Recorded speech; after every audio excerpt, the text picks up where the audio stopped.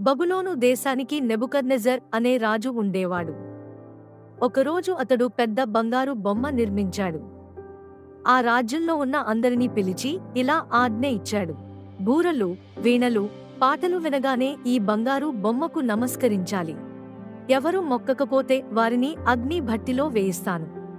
అప్పుడు ఆ రాజ్యంలో దేవుని మీద విశ్వాసం ఉన్న ముగ్గురు యువకులు, షద్రకు, మేషెక్కు, అబేద్నెగో ఉండేవారు. వారు రాజు ఆజ్ఞ విన్నప్పటికీ ఇలా నిర్ణయించుకున్నారు: మేము బంగారు బొమ్మకు మొక్కము. మన దేవుడు మమ్మల్ని కాపాడగలడు. అలా కాకపోయినా కూడా మేము విగ్రహానికి నమస్కరించము. రాజు వారి మాటలు విని చాలా కోపంతో అగ్ని భట్టిని 7 రెట్లు వేడెక్కించమని చెప్పాడు. వారిని బలవంతంగా అగ్నిలోకి నెట్టేశారు. కాని అద్భుతం! అగ్నిలో ముగ్గురు కాదు, 4గురు కనిపించారు. 4గవ వ్యక్తి ఒక దివ్యమైన రూపంలాగా ఉన్నాడు.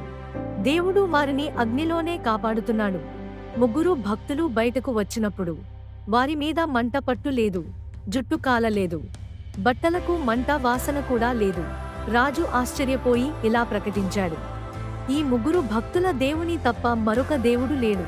అతను వారిని గౌరవంగా రాజ్యపు పదవులకు కూడా నియమించాడు.